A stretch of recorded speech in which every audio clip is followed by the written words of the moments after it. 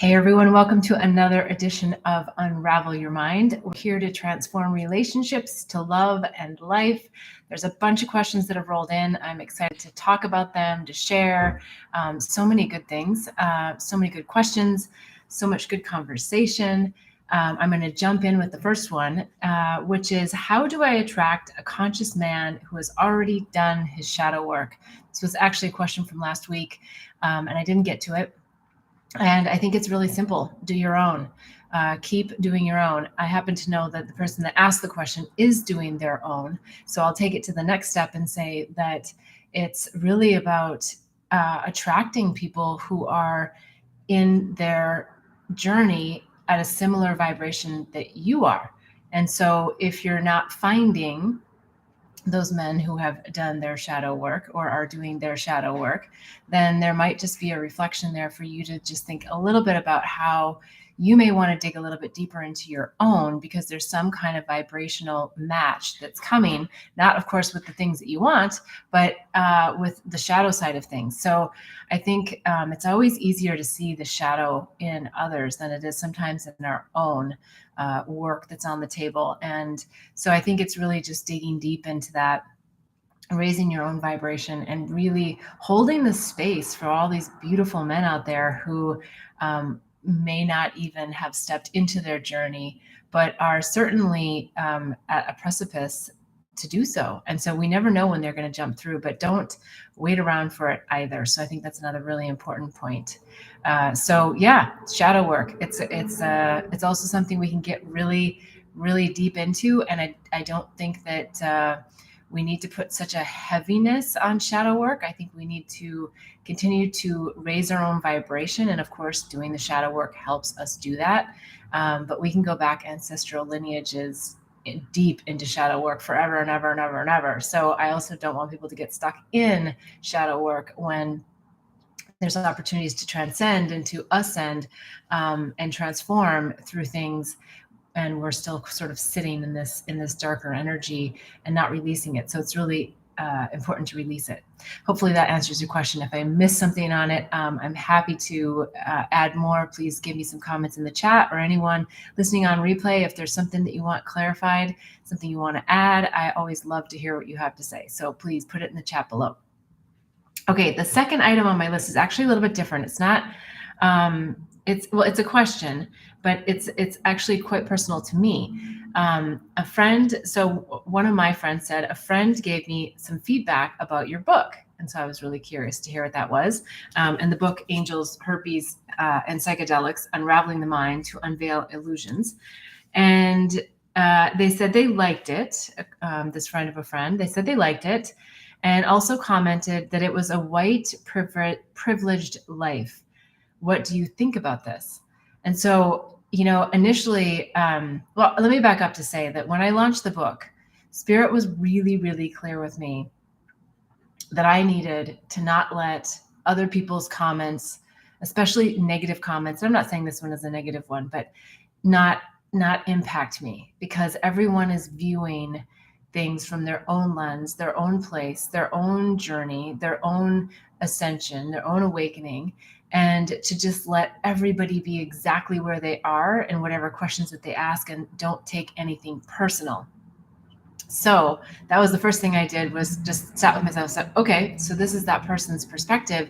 And on one hand, of course there's some truth to it, right? I'm white.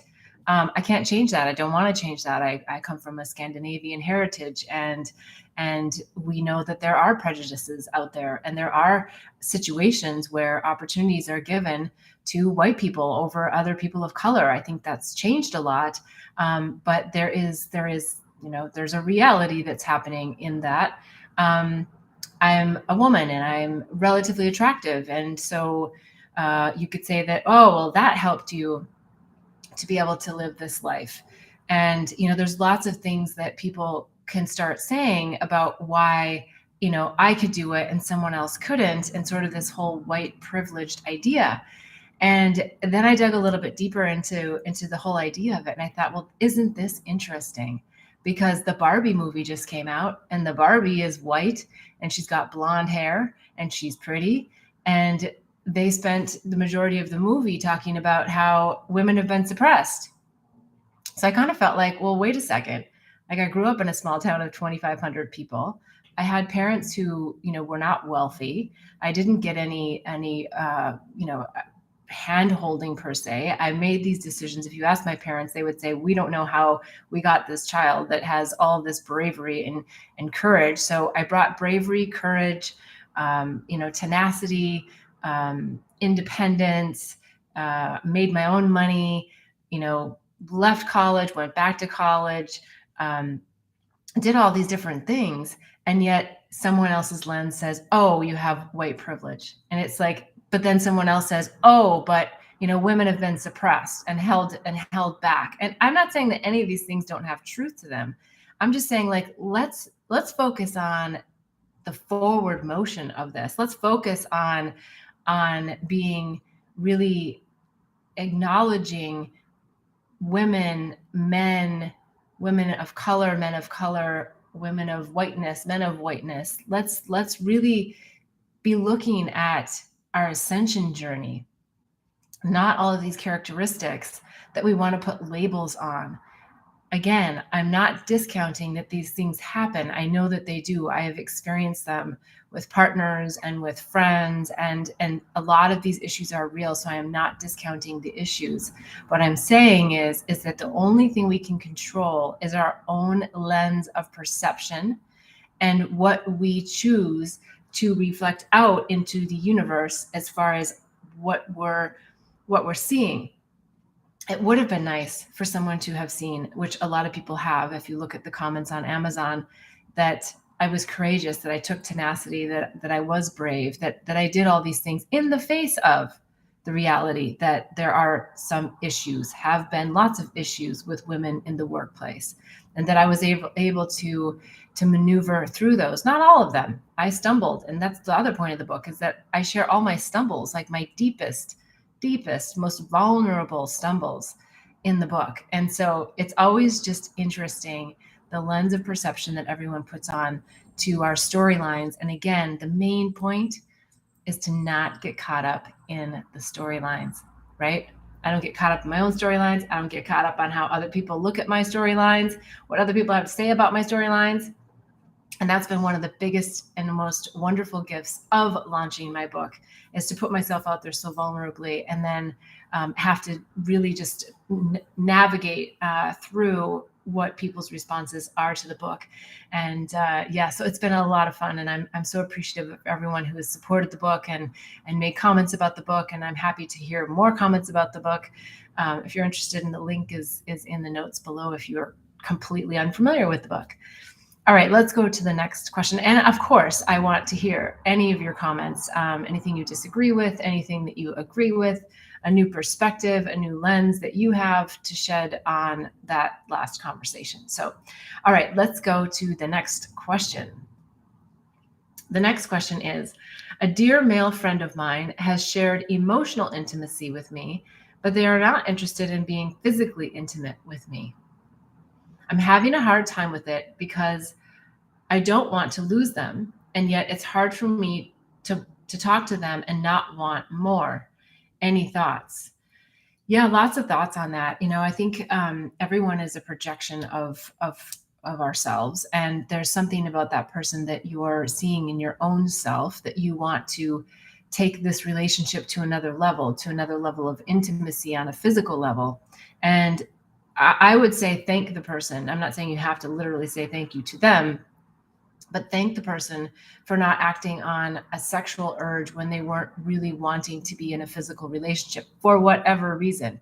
Because chances are they're dealing with their own shit, and they're trying to work through and navigate, with their own heart where they are. And if you were supposed to be in an intimate physical relationship with them, you would be. And you have to trust spirit, that spirit's guiding them as much as spirit is guiding you to make a decision about being in this. And I know you're a beautiful person. You wouldn't even be asking the question and having the consciousness around it if you weren't. And it sounds like this person is giving you the most intimate aspects of themselves. If you're getting emotional intimacy, and we're assuming that this person is not married or not in another relationship and having an intimate relationship with you on the side, we're assuming that that is not the case, then you're getting the best of someone. That is what we want, the juiciness in relationships, whether it's a friend or a female, male, a parent, a colleague. Like, for someone to really give you that emotional intimacy is really, that is the icing on the cake. That is the cherry on the top. And so I think it's about being incredibly grateful for that. And I'm sure this individual is grateful. It's just a reminder that, for someone to really share those depths is so important. And it says a lot about who you are for them to trust you with that. And just as easy as I'm making this sound, and as difficult as I know it really is, you just need to move on. You need to move on because you're creating a fantasy about something that doesn't exist. If they do not want to have a physical, intimate relationship with you, the last thing you want to be is in that energy of, why don't they want me? Why don't they want me? Because not only are they not going to want you, but you're going to have energy out in the universe that nobody wants you. So be really, really sensitive to the fantasies that you're creating around this person and what it would be like to be in a physical, intimate relationship, because chances are it would be nowhere near what you think it would be. It's because you're creating what you think it would be. And this person has resistance, saying, no, this is not what I want, for whatever reason. And it doesn't have to be personal. Could be that they don't like the way you smell. Could be that they're just not physically attracted to you.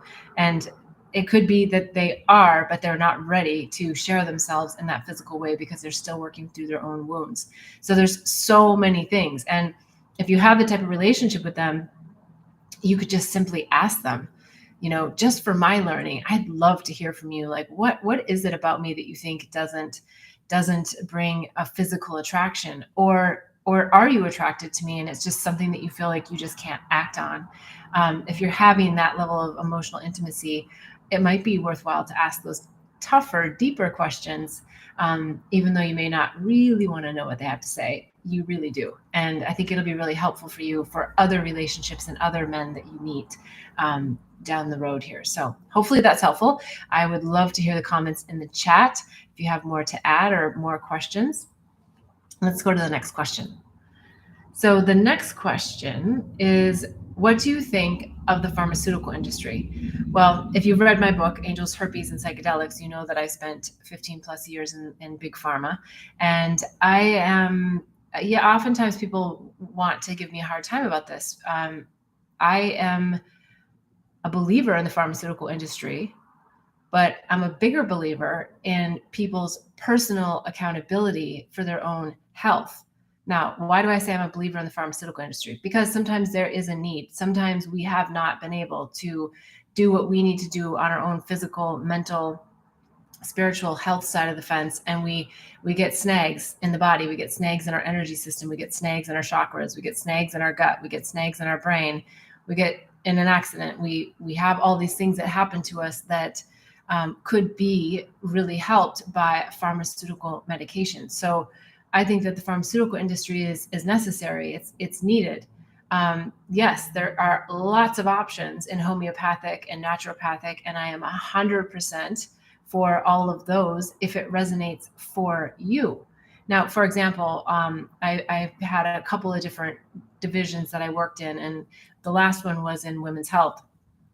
And we had birth control pills and intrauterine contraception. And those pills helped me family plan. In the end, I didn't end up having a family, but I'll be honest, if I didn't have birth control pills, I probably would have several children at this point in my life.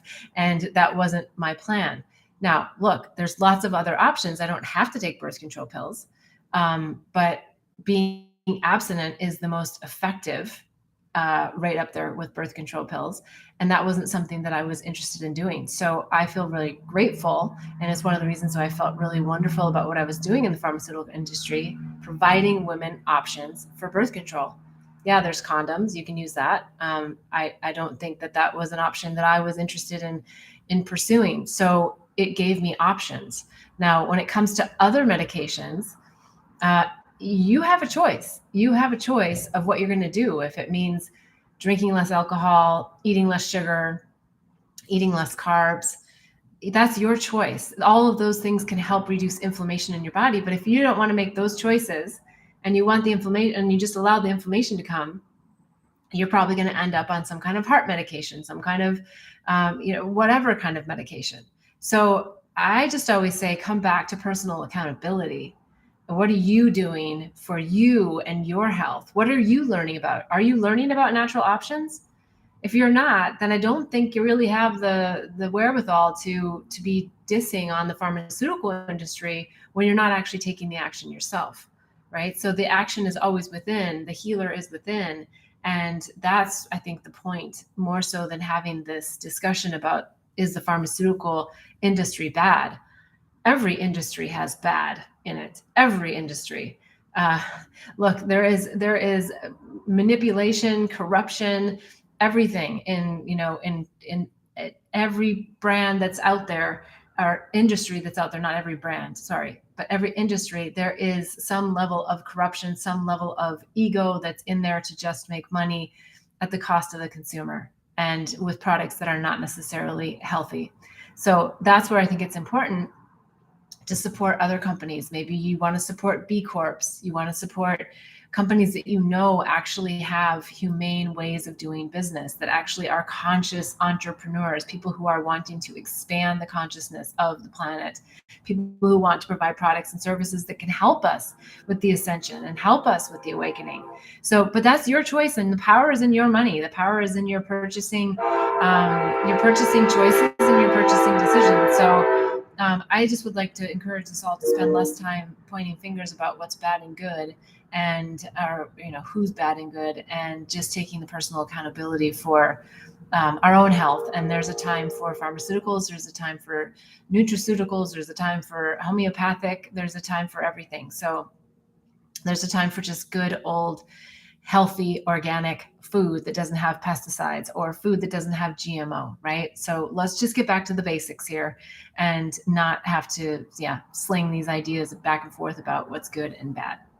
All right. I'd love to hear your comments on that as well. Next question. If you're blindsided or overwhelmed by a situation, how do you overcome it?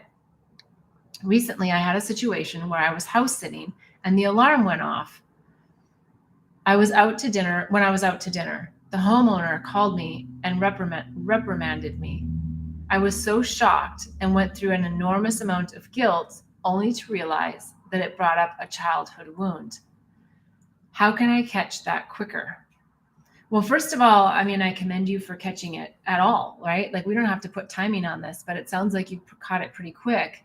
And having heard a few more details about this in another conversation, I know that when we have that visceral response in a situation, we're like, wait a second, why am I so angry? Or why do I feel so guilty? Or why do I feel so sad? And it feels a little bit unrelated to the magnitude of the situation. Like, geez, I shouldn't be this upset about this.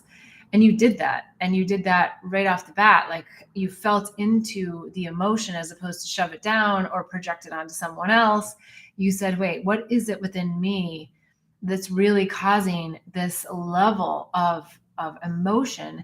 And you sat with it. And, if you can find the childhood wound that brings this up, then you can also blow it up. You can let it go, release it, and not have to deal with this kind of reaction in the future. This was specific to guilt, right?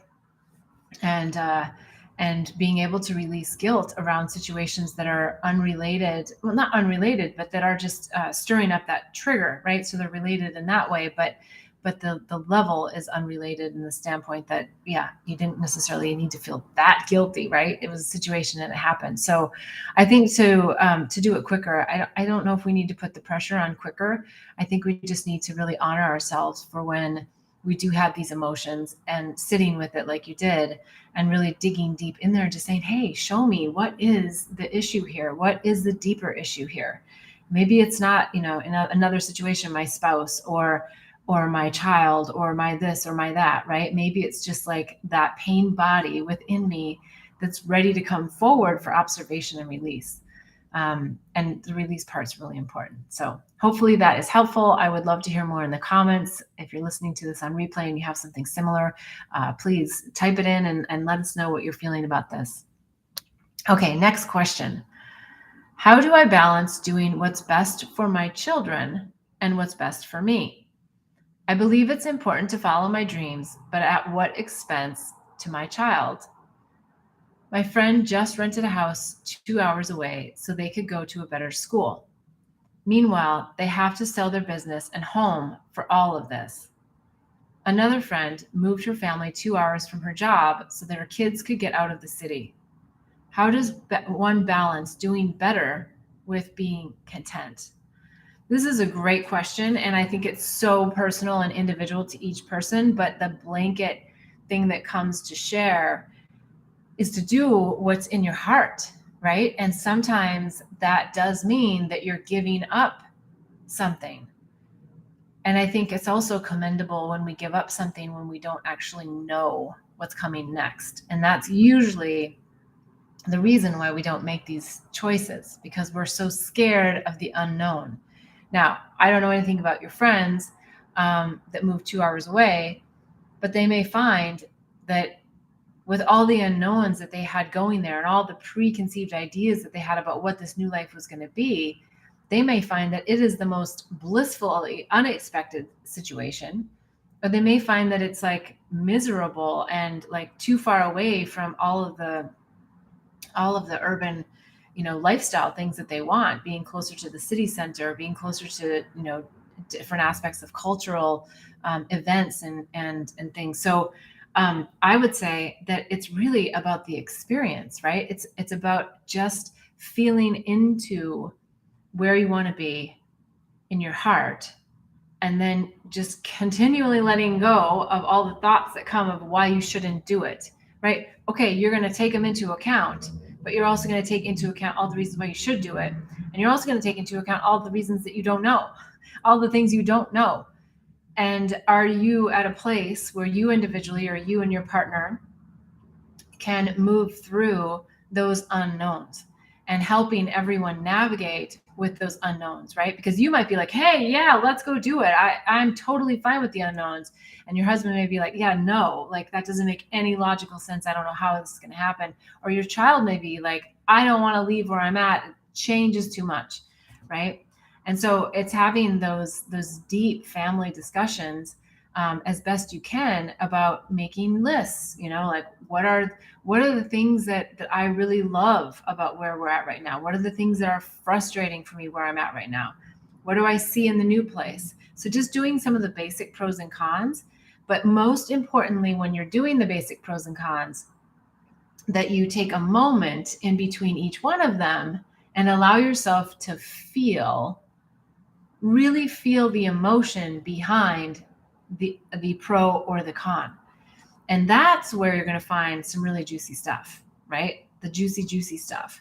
And then you can start to filter through, what are some of the mind messes and what are some of the real heartfelt things, and also finding the things that you guys link up on, right? What do you all agree on? And then when you go to that new place and you have that shitty day, which everybody does, you guys can all come together and say, okay, but here is our North Star. As a family, we said that we really wanted to experience this feeling, and this location allows us to do that, whereas the other one didn't.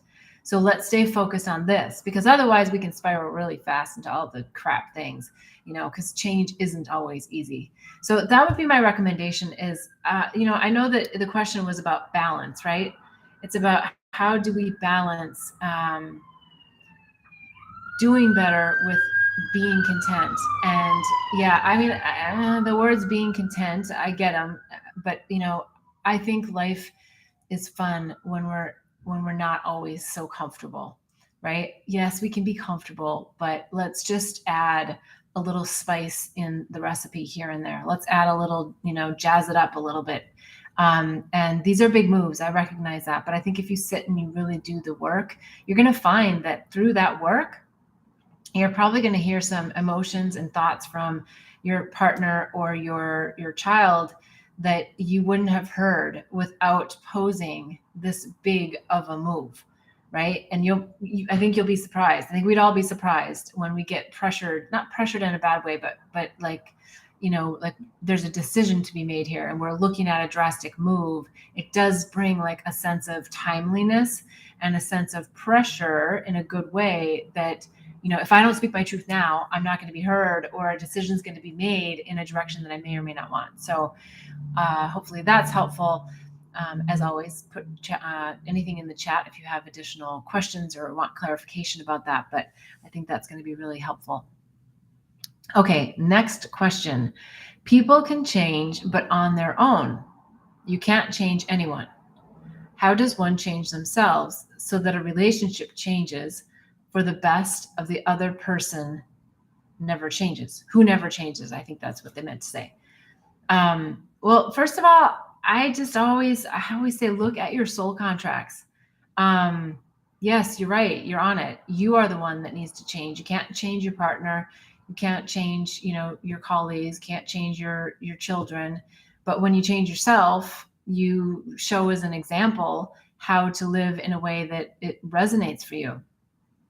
And if you're with someone who's really resistant to that or pulling you down from that, then I think you really need to make some real deep conversations with yourself and with the others involved about what is the purpose of this relationship moving forward if it's not aligned.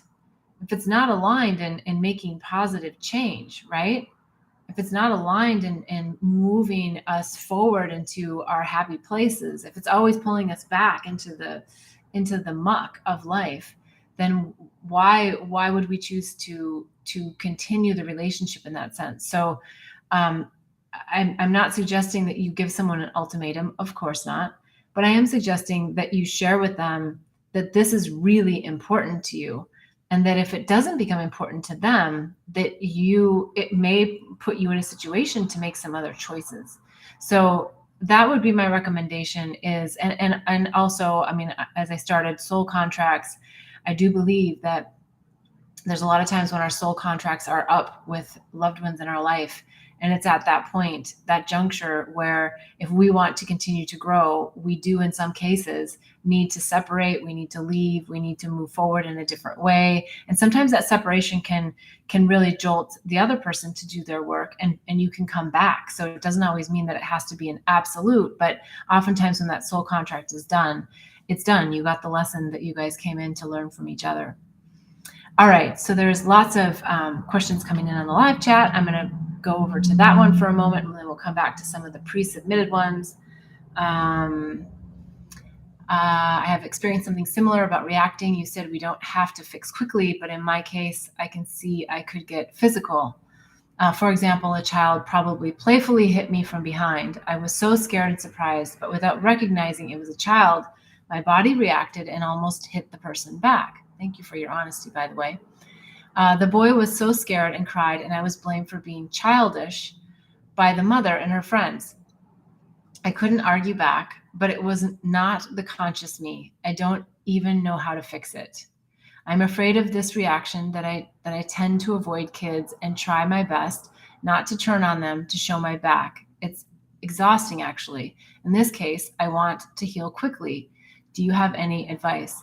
Well, first of all, just, my heartfelt feelings go out to you, because I get it. I mean, you're saying like you got hit from behind, you were scared, and your body reacted, so it makes me feel that there is potentially a trauma response that's trapped in there. There's an anxiousness about yourself that, and kids oftentimes can be, okay, my dog Lily, love her dearly. She loves everybody and she loves children. But if there's a child under 2 years old, she gets really nervous because their energy is fragmented, and they're unpredictable, and she can't handle it, and she's got to growl or bark or step away. And so I feel like, in a sense, children have this a way of being loose cannons, right? And so when they bump us, or they scream, or they cry, or they whatever, it can be really jolting, especially if we feel like we're already a little bit on edge just because our life is challenging enough. And so I would look at, is there, something maybe to look at in a trauma response? Is there, anxiety, that underlying anxiety that's just like hovering there, that you might want to get to just be in a calmer state? And, maybe take it to yoga. Maybe take, like the feeling that you had that day, that jolting, take it to your yoga class. And as you're doing your yoga moves, that you just feel into that jolt and release it, and then show your body another response, right? So that you're training your mind and your body together to be exposed to something that felt traumatic, and then breathe through it, so that when it happens again, maybe the response isn't so quick to turn, and maybe then you're just more grounded in external stimulus that comes at you unexpectedly out of the blue. Hopefully that's helpful. If it's not, I'm happy to continue on with it. And I think, the mother, yeah, it's hard, because mothers are always going to have a real quick, response to to defend, to care for their children, right? It's just how it is. That's what a mother does. And sometimes there's not a way to resolve it if it's like an instant situation and you don't know the person, or if you do know the person. I think just be back in your heart and just say, I'm really sorry. I reacted in a way that I didn't want to. It was just my bodily reaction. Just being really honest, like just honest with like what happened. Like, I'm sorry, right?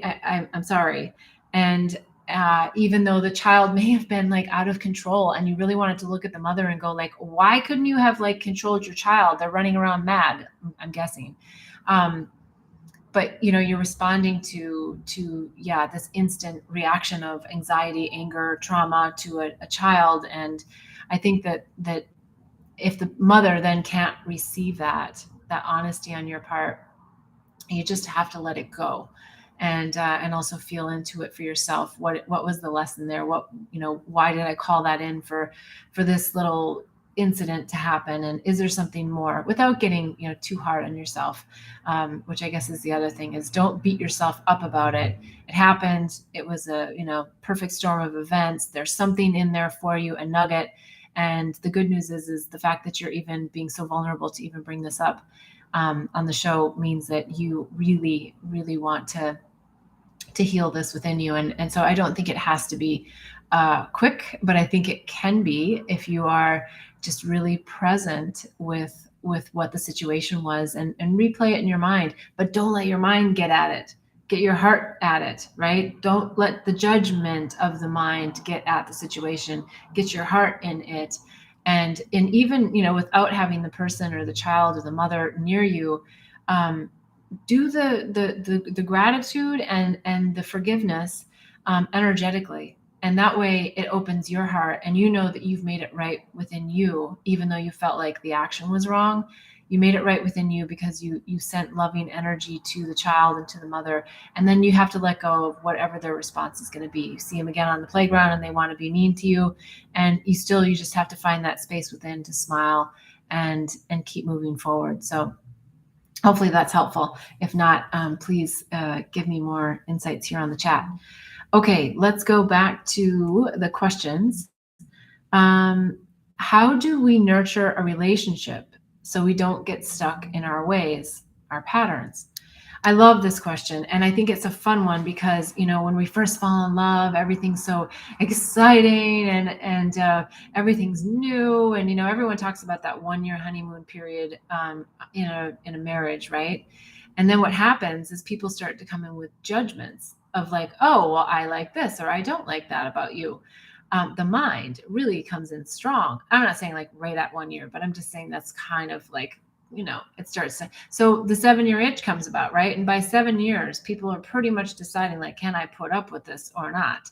Right. And so I know I'm digressing slightly from the original question, but there's a pattern that happens our judgment of our minds and our expectations of our partners. And as women, I'm just going to say stereotypically, often women have a lot of thoughts, a lot of emotions, a lot of feelings about things, and they expect the man to read their mind. And that's where it also goes south pretty fast, because a man cannot read a woman's mind. They can be intuitive and they can feel into our emotions, but they're not going to think like we do. So there's that. Now, I just want to really go back to the question, because so we don't get stuck in our ways. I think there's some really fun things you can do. When you first started dating, you went to new places, you had new conversations. And so, you could do something as simple as once a month, honey, let's go on a date to a new restaurant, a new place, or do a picnic, or let's take a new walk, a different way that we go, or let's take a walk. Let's add something new every morning to our routine, right? I mean, how many of us? I do it every day. I get up, I have a very similar routine. I get my matcha tea, I read, I do my journaling, I do my meditation, I do my walk with Lily. And while I really love that structure, and I think that's good, and you should keep the structure, it's nice to just add something new, something different. So I added in lighting incense that has a significant meaning to me. And so it can be really simple stuff that you just add newness in, right? So if you're finding you're going to the same places, that, oh, let's choose once a month that we're going to do something different.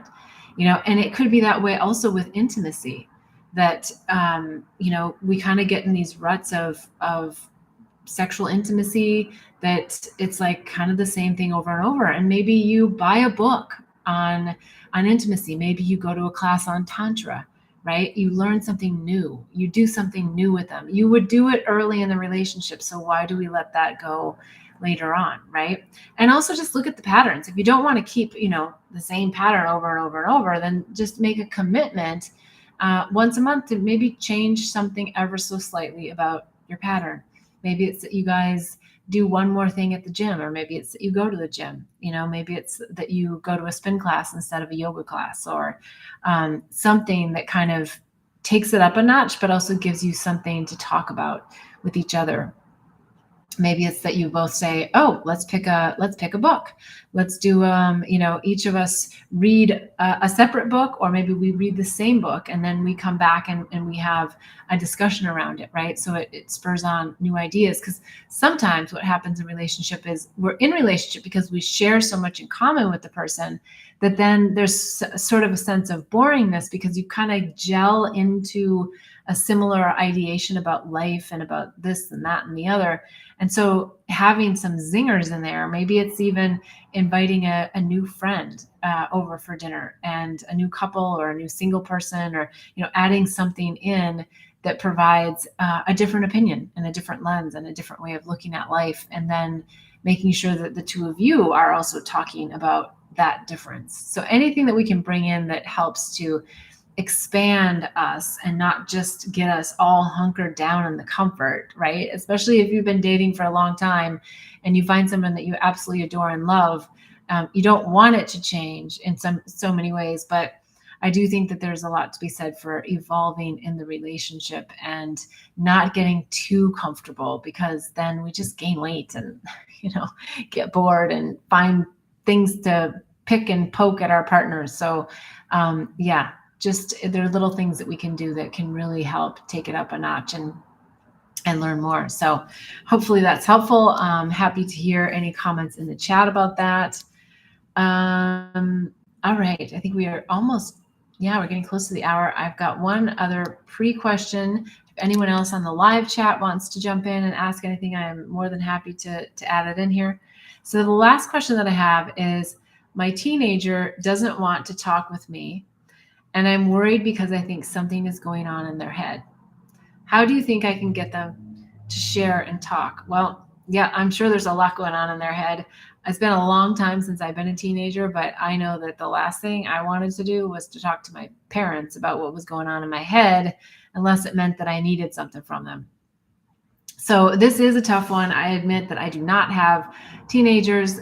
So what I'm going to say is just channeled from spirit, that, a lot of times we're not going to get what's going on in someone's head. But I think the more time we can spend and the more presence we can have, which means that we're not on our phones, which means that we're listening, which means that we're making eye contact, which means that we're hugging, which means that we're spending time at dinner, maybe at the dinner table a little bit longer, that we're not always in a rush to just keep moving, that we actually make a conscious effort to be present with our children.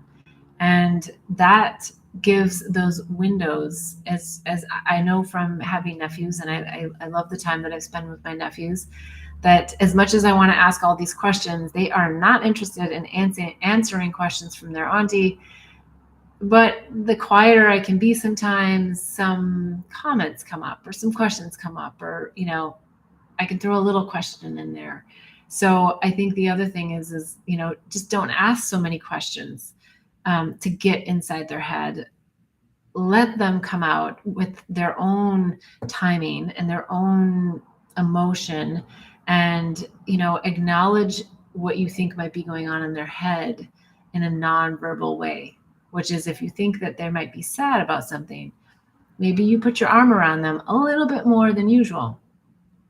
Maybe you write them a little love note and you put it in their backpack or their lunchbox or something, something that just lets them know that you're there. I think that's so important. And that's so important for all of us, is just to really know that someone else is present and holding the space with us and interested in what we have to say, but doesn't always need to ask or pry or dig. And so I know teenagers are tough. I know it's a tough crowd, but I think sometimes the less we say and the more we show is really the answer to getting a little bit more out of their heads and into their hearts. So hopefully that's helpful. All right, we are down to the end here. I don't see any other live questions, so I'm going to wrap it up at that. I so appreciate every week all the questions, all the love, all the support.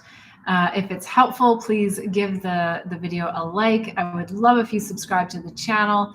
That way you'll get notifications when I go live, but every Sunday, 11 a.m. Pacific time. I'd love to see you here. I'd love to hear from you, and I can't wait until next week. And I look forward to sharing more insights and wisdom as we're all on this journey together.